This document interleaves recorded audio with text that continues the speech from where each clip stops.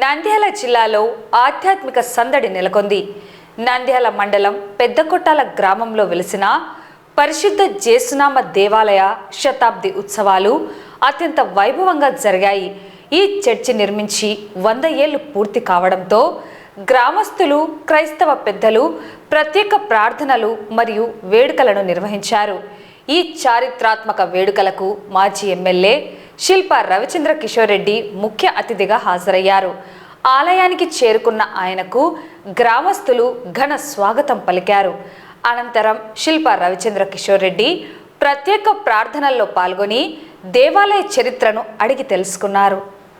ఈ సందర్భంగా ఆయన మాట్లాడుతూ 100 ఏళ్ల చరిత్ర కలిగిన ఈ దేవాలయం గ్రామ ప్రజలకు ఎంతో ఆత్మీయమైనదని, అందరూ సుఖ సంతోషాలతో ఉండాలని ఆకాంక్షించారు. చర్చి పెద్దలను, గ్రామ ప్రజలను కలిసిన ఆయన శతాబ్ది ఉత్సవాల శుభాకాంక్షలు తెలియజేశారు. ఈ కార్యక్రమంలో శిల్ప రవిరెడ్డి వెంట వైసీపీ నేతలు, స్థానిక నాయకులు పెద్ద సంఖ్యలో గ్రామస్తులు పాల్గొన్నారు.